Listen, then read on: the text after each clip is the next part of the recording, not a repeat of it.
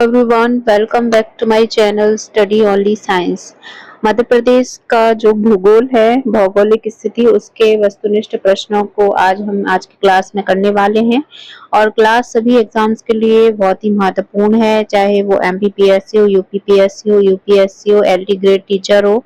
तो जिनका भी सब्जेक्ट जीके आना है और MP के एग्जाम्स की तैयारी आप कर रहे हैं, तो उस सभी के लिए बेहतर है। तो चलिए शुरू करते हैं पहले प्रश्न को।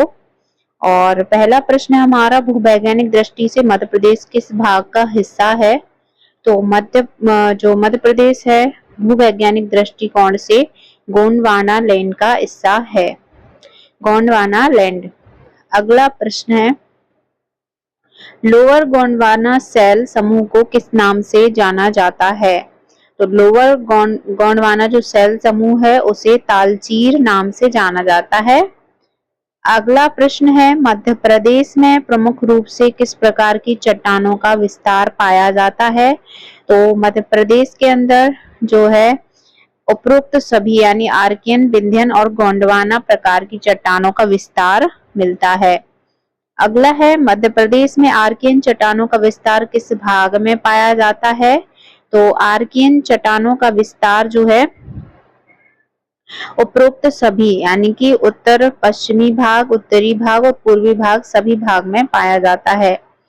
नेक्स्ट है, मध्य प्रदेश में धारवाड़ क्रम की चट्टानों का सर्वाधिक विस्तार किन जिलों में पाया जाता है?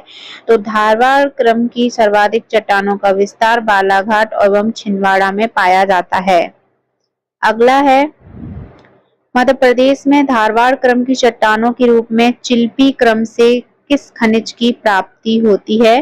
तो चिल्पी क्रम से मैग्नीज नाम के खनिज की प्राप्ति होती है।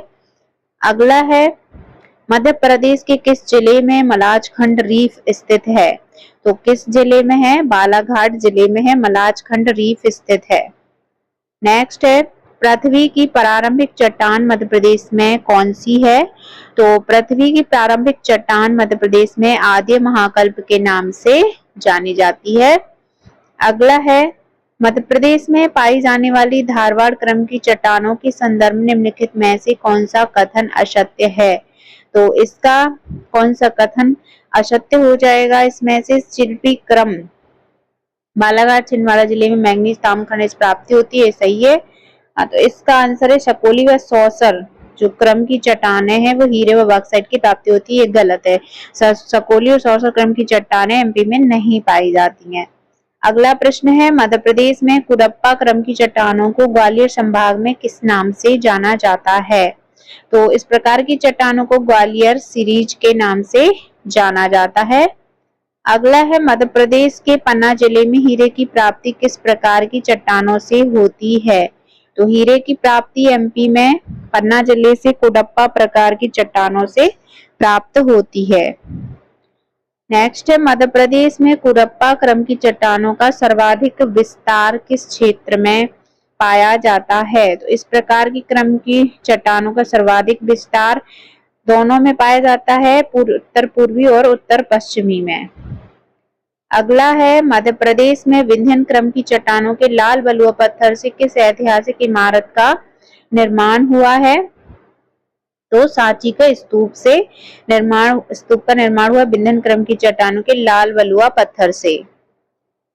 नेक्स्ट है, मध्य प्रदेश में विंध्यन क्रम की चट्टानों का सर्वाधिक विस्तार नर्मदा सोन घाटी के किस भाग में पाया जाता है? तो ये उत्तरी भाग में पाया जाता है।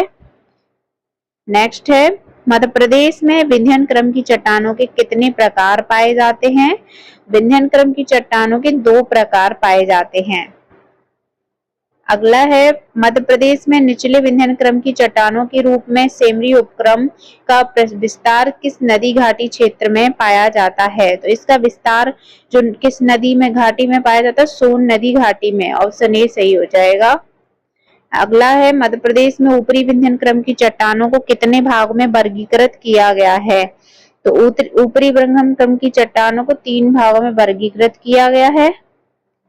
नेक्स्ट है, मध्य प्रदेश में विंध्यन क्रम की चट्टानों के भांडेर उपक्रम का विस्तार विंध्यन पर्वत श्रृंखला के किस भाग में पाया जाता है? तो इसको पश्चिमी भाग में पाया जाता है। नेक्स्ट है मध्य प्रदेश के दक्षिण पूर्वी भाग में सर्वप्रथम किन चट्टानों का अध्ययन किया गया था। तो दक्षिण पूर्वी भागों में जो सर्वप्रथम एमपी के अंदर गोंडवाना चट्टानों का अध्ययन किया गया था। अगला है मध्य प्रदेश में विस्तृत गोंडवाना क्रम की चट्टानों से किस खनिज के निक्षेप प्राप्त होते हैं। तो इससे रॉल व कोयला के खनिज मिलते हैं। नेक्स्ट है गोंडवाना चट्टानों के तालचेर उपक्रम की चट्टानों का विस्तार मध्य प्रदेश के किस जिले में नहीं पाया जाता है। तो ये नरसिंहपुर जिले में नहीं पाया जाता है। नेक्स्ट है मध्य प्रदेश में गोंडवाना क्रम की चट्टानों को कितने सेल समूह में वर्गीकृत किया गया है। तो इसे 3 सेल समूह में वर्गीकृत किया गया है गोंडवाना क्रम की चट्टानों को। अगला मध्य प्रदेश में ऊपरी गोंडवाना क्रम की चट्टानों के रूप में महादेव उपक्रम जो है इसको अन्य किस नाम से जाना जाता है। तो इसको अन्य पचमढ़ी उपक्रम के नाम से जाना जाता है। अगला है मध्य प्रदेश में ऊपरी दक्कन ट्रैप की चट्टानों का विस्तार मालवा पठार के अतिरिक्त किस क्षेत्र में पाया जाता है। तो ये हमारा दक्षिण पश्चिमी और उत्तर पश्चिमी क्षेत्र में पाया जाता है। नेक्स्ट है मध्य प्रदेश में ऊपरी गोंडवाना क्रम की चट्टानों के किस उपक्रम में लिग्नाइट कोयले की प्राप्ति होती है। तो किससे होती है, जबलपुर उपक्रम से लिग्नाइट कोयला मिलता है।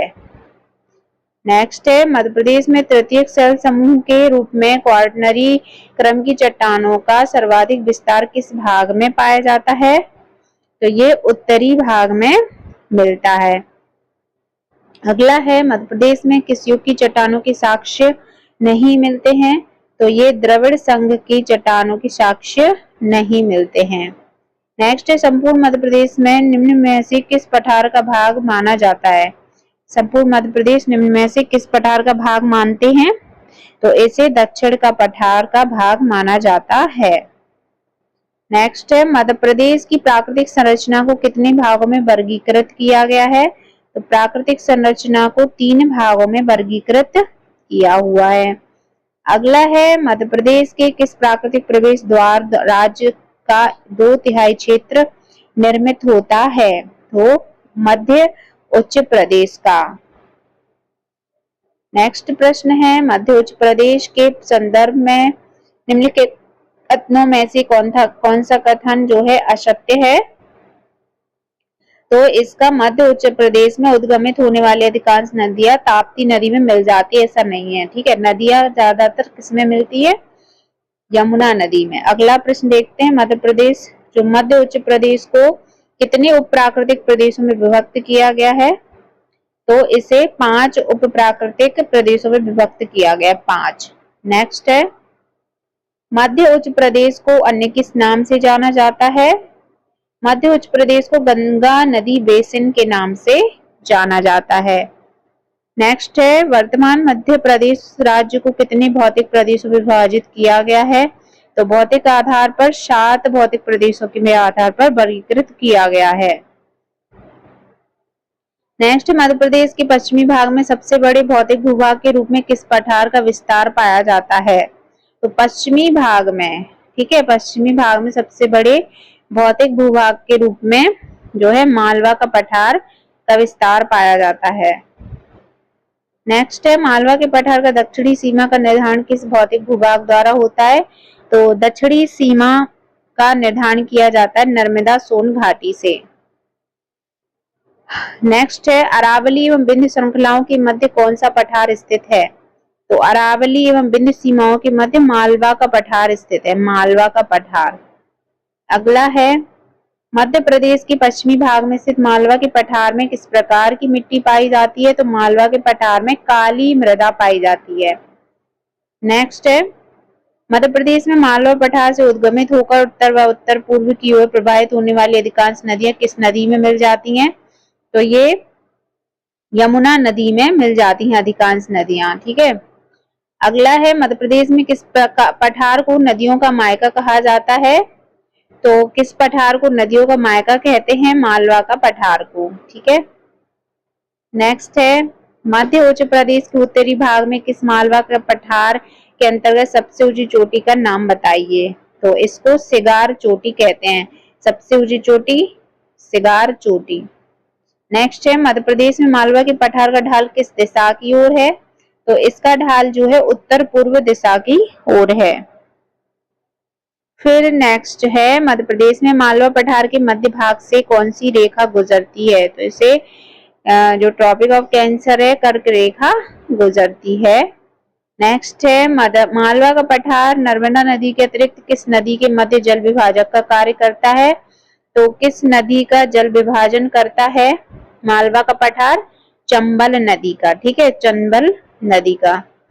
अगला है, मध्य प्रदेश के निम्नलिखित जिलों में से कौन सा जिला मालवा पठार में सम्मिलित नहीं है? तो कौन सा जिला है वो? बैतूल एवं नरसिंहपुर सम्मिलित नहीं है। नेक्स्ट है, मालवा के पठार का सबसे गर्म माह कौन सा होता है? मई का महीना। मालवा पठार के जो क्षेत्र है उस साइड मई का महीना सबसे गर्म माह होता है। नेक्स्ट है, मालवा के पठार के उत्तर पश्चिम में कौन सी पहाड़ियां हैं? तो उत्तर पश्चिम में, मालवा के पठार के उत्तर पश्चिम में याद रख लेना अरावली की पहाड़ियां हैं, अरावली। नेक्स्ट है, मालवा के पठार में किस प्रकार की जलवायु पाई जाती है? मालवा के पठार में समशीतोष्ण जलवायु पाई जाती है। मध्य प्रदेश में जो लावा के साक्ष्य कहाँ से प्राप्त हुए हैं? तो मध्य प्रदेश के अंतर्गत लावा के साक्ष्य मालवा का पठार से प्राप्त होते हैं। और एक और प्रश्न है, विदेशी यात्री फायान ने मध्य प्रदेश के किस पठार की जलवायु को विश्व की श्रेष्ठ जलवायु कहा था? तो मालवा का पठार की जलवायु को कहा था। तो गाइज, आज के हमारे 50 प्रश्नों को हमने कवर किया है। अगली क्लास में आपको इसके आगे के प्रश्न कवर करवाऊंगी जो कि टोटल 100 होंगे। तो भौगोलिक, एमपी का भौगोलिक स्थिति वाले एमसीक्यू वस्तुनिष्ठ प्रश्न आपको कंप्लीट करवा दूंगी। मिलते हैं अगली क्लास में।